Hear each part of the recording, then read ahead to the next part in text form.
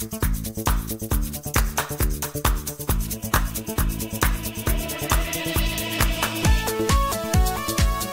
hello friends. நான் உங்க SKA பேசுறேன். அமெரிக்காவின் F-35 மற்றும் ரஷ்யாவின் Su-57 இந்த இரண்டு மிகப்பெரிய போர் விமானங்களை மிஞ்சும் அளவுக்கு இந்தியாவில் தயாராகும் அதிநவீன போர் விமானம். இன்னைக்கு நம்ம நாடு எந்த லெவலுக்கு ரீச் ஆகுது அப்படின்னு உங்களுக்கு தெரியுமா? ஒரு பக்கம் பிரம்மாஸ் ஏவுகணை கிழக்கு ஆசிய கடலில் இருக்கும் பவர் பேலன்ஸையே மாற்றக்கூடிய அளவுக்கு இந்தியாவின் ஆயுத சக்தி மிகப்பெரிய அளவில் மாறி ஒரு ஆச்சரியத்தை உருவாக்குது. இன்னொரு பக்கம் இந்தியாவின் மிக சக்தி வாய்ந்த ஸ்டெல்த் ஃபைட்டருக்கு இந்திய மண்ணில் தயாரிக்கப்பட்ட இன்ஜின் 140 கிலோ நியூட்டன் அமெரிக்காவின் F-35 ரஷ்யாவின் Su-57 கூட பவர் மார்ஜனில் பின்தள்ளப் போகுது என்ற ஆதாரங்கள் வேகமாக வெளியாக ஆரம்பித்துள்ளது. அதே சமயம் ஹிமாலய எல்லையில் சைனா எல்லைக்கு அருகில் ரயில் சுரங்கங்கள் பாலங்கள் எல்லாமே வேகமாக கட்டப்பட்டு எப்படிப்பட்ட ஊடுருவலாக இருந்தாலும் கண்டுபிடிக்கும் அளவுக்கு பலத்த பாதுகாப்பு ஏற்பாடுகள் as we speak நடந்துகிட்டு இருக்கு. பாதுகாப்பு ஏற்பாடுகள் அப்படின்னு சொல்றதை விட எந்த போரையும் எதிர்கொள்ளும் ஏற்பாடுகள் நடக்கு. உலக அரசியல் மேடையில் வாக்குவாதங்கள் டாரிஃப் குவாட் அப்படின்னு இன்னைக்கு வீடியோவில் எல்லாமே ஒரே ஸ்டோரியில ஜாயின் ஆகுது. கடைசி வரைக்கும் பாருங்க. செப்டம்பர் 12, 2025 அதாவது நேற்று இந்தியா பிலிப்பைன்ஸ் கூட்டணியில் இன்னொரு மிகப்பெரிய மைல்ஸ்டோன். நீங்க நினைக்கலாம் பிலிப்பைன்ஸ் கூட என்ன பெரிய கூட்டணி அப்படின்னு நினைக்கலாம். சைனாவை கட்டுப்படுத்தும் எந்த சின்ன ஆயுதமாக இருந்தாலும் அது இந்தியாவுக்கு மிகப்பெரிய ஒரு ஆயுதம். 2022 ஜனவரி மாதத்தில் இந்தியாவின் பிரம்மாஸ் ஏவுகணைக்காக சைன் பண்ணப்பட்ட $375 மில்லியன் ஒப்பந்தம். அதற்கான முதல் ஆர்டர் டெலிவரி 2024 ஏப்ரல், இரண்டாவது டெலிவரி 2025 ஏப்ரல். இப்ப மூன்றாவது பேட்ச் சொன்ன டைமுக்கு ஆன் த டாட் அப்படின்னு சொல்லலாம் இந்தியா டெலிவரி பண்ண போகுது. தென்சீன கடலில் அலைகள் மட்டும் கிடையாது, சைனாவின் வரட்டு அதிகாரமும் கௌரவமும் அதிகமாக இருந்தது. இப்ப அதற்கான எதிர்ப்பும் இருக்கு. உண்மையிலேயே சைனா தற்போது பிலிப்பைன்ஸ் நாட்டினை தேவையில்லாமல் தென்சீன கடலில் தொந்தரவு செய்வதே கிடையாது. அதற்கான மிக முக்கியமான காரணம் இந்தியா கொடுத்த ஆயுதங்கள். மேக் 2.823 வேகம், ஆல்மோஸ்ட் 290 கிலோமீட்டர் ரேஞ்ச், ஒரு சில பேர் 350 கூட சொல்றாங்க. 200 to 300 kilo war head. Philippines கரைகள் இப்போ சாதாரண கடற்கரை கரைகள் கிடையாது. சைனாவுக்கு எதிரான எதிர்ப்பில் பிலிப்பைன்ஸ் ஒரு புதிய ஜியோகிராபி. எங்க டைம் வரும்போது, எங்க தேவை வரும்போது எங்க பதில் ரெடி அப்படின்னு பிலிப்பைன்ஸ் சொல்லுது. அதுதான் தற்போதைய மெசேஜ். அதற்கான மிக முக்கியமான ஒரு காரணம் இந்தியாவின் பிரம்மாஸ் மிசைல். இந்த மிசைல் கதைக்கு பின்னால ஒரு பெரிய ஆயுத போட்டியே இன்றைக்கு உலக அளவுல ஏரோஸ்பேஸ்ல நடக்குது. அதுதான் அடுத்து நாம பார்க்க போறோம். இந்தியாவின் சொந்த AMCA என்ஜின் நாம பல வருடமாக சொல்லிக்கிட்டே இருந்தோம். இந்த என்ஜின் தான் இந்தியாவின் அல்டிமேட் பாதுகாப்பு அப்படின்னு சொல்லலாம். இந்தியாவின் காவேரி என்ஜின் ஒரு அதிசயம். It's a miraculous beast. 9 புரோட்டோடைப்ஸ், 12 வருடமாக நடக்கக்கூடிய ப்ரோக்ராம். இந்தியாவின் AMCக்காக மட்டுமே செய்யப்பட்ட இன்ஜின். இப்ப நாம இன்னைக்கு பார்க்கிறது அந்த இன்ஜின் சக்தி மட்டும் கிடையாது. இந்த இன்ஜின் பவர் பண்ணக்கூடிய இந்தியாவின் 5th ஜெனரேஷன் AMCA போர் விமானத்தில் 6 ஆஸ்ட்ரா MK2 மிசைல்ஸ் லோட் பண்ண முடியும். ஃபியூச்சர்ல இந்தியாவின் மிக சக்தி வாய்ந்த பிரம்மாஸ் ஏவுகணையும் இதில் பொருத்தப்படும்.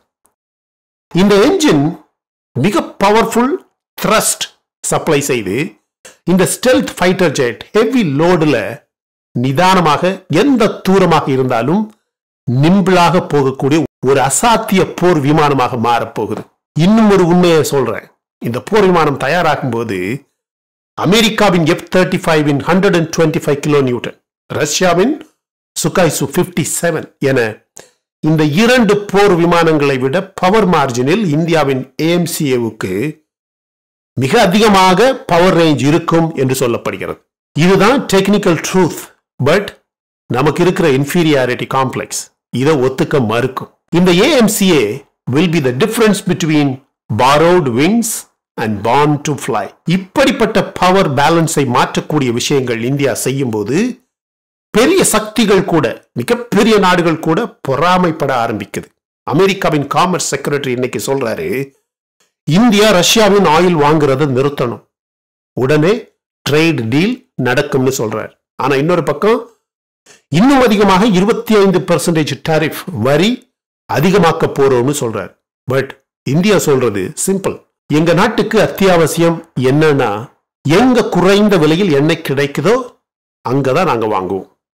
ஒரு நாட்டுடைய எனர்ஜி செக்யூரிட்டி என்பது ஒரு போஸ்டர் லைன் கிடையாது, அப்படியே போற போக்குல சொல்லிட்டு போறதுக்கு. இது இந்த நாட்டு மக்களின் வயிற்றில் அடிக்கிற விஷயம், இந்த நாட்டு மக்களின் வயிறு அப்படின்னு சொல்லலாம். நமக்கு சாஃப்ட் பவர் எப்படியோ அப்படித்தான் நம்மளுடைய ஹார்ட் எக்கனாமிக்ஸும் கூட.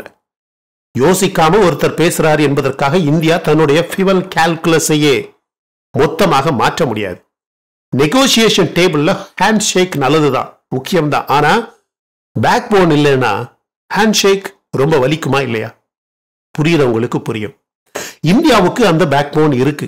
இந்தியாவின் பாதுகாப்பு விஷயத்துல நமக்கு இருக்கக்கூடிய இன்னொரு புதிய பேக் போன் என்ன அப்படின்னு கேட்டீங்கன்னா, நம்முடைய பேக் போனின் இன்னொரு பெயர் அப்படின்னு கேட்டீங்கன்னா தற்போதைய சுதர்ஷன் சக்ரா ப்ராஜெக்ட். இந்திய அரசு இந்தியாவின் DRDO நிறுவனத்திடம் சுதர்ஷன் சக்ரா ப்ராஜெக்ட் பற்றிய டீடைல்டு ப்ராஜெக்ட் ரிப்போர்ட் உடனடியாக தரணும் அப்படின்னு கேட்டிருக்கு. நாடு முழுக்க layered air and missile defence, QRSAM, MRSAM, Astra, BrahMos, laser based detector energy வரை, satellite, jam resistant radars, AI fusion எல்லாமே ஒரே ஒரு சென்ட்ரலைஸ்டு கமாண்டில் வேலை செய்யணும். டெல்லி முதல் கன்னியாகுமரி வரை naval ports, energy hubs, hospitals, railways, fixed assets மட்டும் கிடையாது, mobile shields, front line cover எல்லாமே ஒரு வட்டத்துக்குள்ள பாதுகாக்கப்படணும். இன்னும் 7 வருடம் தான், இன்னும் 7 வருடம் தான் அயன்டோமை விட, தார்டின் ரீச்சை விட, S500 400 தொழில்நுட்பத்தை விட சக்தியுடன் இந்தியாவுக்கு இந்தியாவாலேயே டெய்லர் செய்யப்பட்ட ஒரு பாதுகாப்பு அம்ப்ரெல்லா, ஒரு பாதுகாப்பு குடை. டிஃபென்ஸ்ன்னு சொன்னதும் இன்டர்செப்ட் மட்டும் கிடையாது my dear friends. Electronic warfare, cyber hardening, retaliation pathways, இதுதான் இந்திய போரின் கம்ப்ளீட் கிராமர். ஷீல்டு மட்டும் போதுமானு கேட்டா இல்லவே இல்லை. இந்தியாவின் வடக்கு எல்லையில் போர்க்களத்துக்கு ஒரு சில மணி நேரங்களில் வேகமாக போவது எப்படி? அதுதான் லாஜிஸ்டிக்ஸ். பார்டர் ரயில் ப்ராஜெக்ட் உலக அளவில் இந்தியா சாதனை செய்ய போகுது. வடகிழக்கு எல்லையில் சைனா, பூட்டான், மியான்மர், பங்களாதேஷ், ஏன் பாகிஸ்தான், மொத்த ரீஜன்ல 3.4 பில்லியன் பணம் செலவழிச்சு போருக்காகவே புதிய மாடர்ன் ரயில் திட்டம், 500 கிலோமீட்டர் புதிய பாதைகள், சுரங்கங்கள், பாலங்கள், ரோட் கிரேட் ஏற்கனவே கிட்டத்தட்ட 10,000 கிலோமீட்டர் என 2020ஆம் ஆண்டிலேயே இந்தியாவுக்கு அதிகரிச்சாச்சு. இப்போ rails, because steel tracks win minutes, minutes win mountains. Doklam உங்களுக்கு ஞாபகம் இருக்கா? திபெத் பக்கம் சைனாவுக்கு dual use airports, helicopters, highways. அவன் சைட்ல வேகம் இருக்கும்போது இங்க ஈக்குவல் கவுண்டர் இருக்கணும்.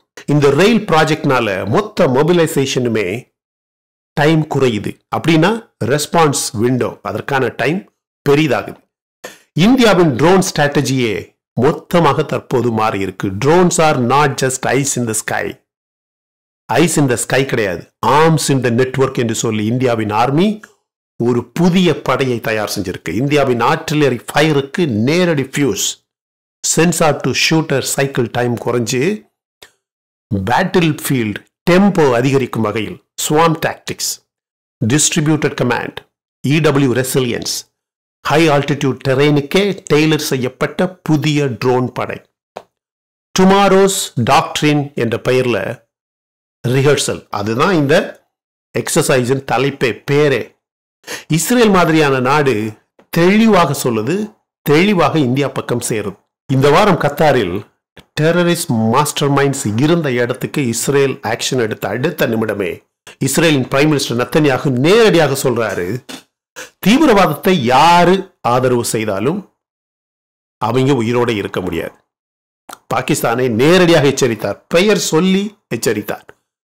சாஃப்ட் பவர் இந்தியாவின் டிஎன்ஏ, சமஸ்கிருத நம்பிக்கை, கூட்டாண்மை. ஆனா இன்று உலகம் மொத்தமாக பிராக்மெண்ட் ஆகுது, ஆங்காங்கே பிரிஞ்சு நொறுங்கி கிடக்கு.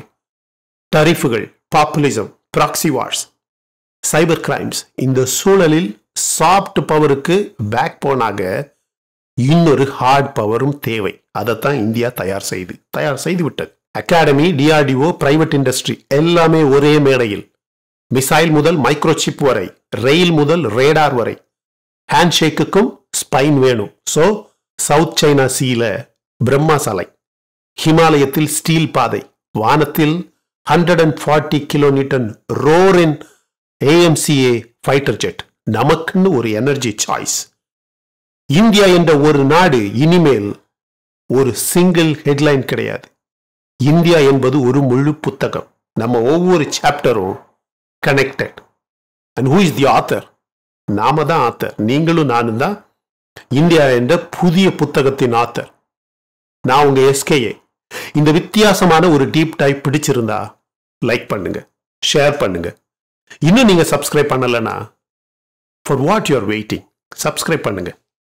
இப்ப அந்த சப்ஸ்கிரைப் பட்டனை தட்டுங்க. அடுத்த எபிசோட்ல AMCA மட்டும் கிடையாது, இந்த ஸ்டீல் பே டிசைன் மட்டும் கிடையாது, ஆஸ்ட்ரா MK2 மட்டும் கிடையாது, பிரம்மாஸ் ஏர் இன்டகிரேஷன் சேலஞ்சஸ் மட்டும் கிடையாது. நாம தொடர்ந்து அன்பேக் பண்ண போறோம். India is not just rising, India is composing the score. உலக அளவுல India is composing the score. For the first time India அமெரிக்காவுக்கு எதிராக அமெரிக்கா முன்னாடி எந்திரிச்சு நிற்குது. My dear friends, it is not just rising, India is composing the score. Score of the new world. இந்த video பிடிச்சிருந்தா like பண்ணுங்க.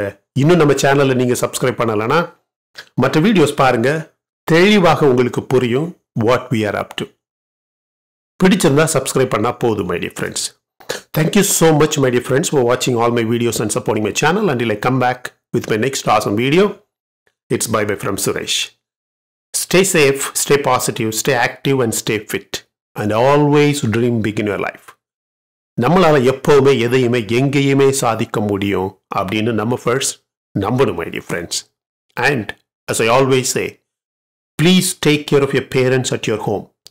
உங்க அப்பா அம்மாவை உங்க வீட்டிலேயே வச்சு நல்ல சந்தோஷமா பத்திரமா பாதுகாப்பா பார்த்துக்கங்க my dear friends, because it's very very very very important. Thank you.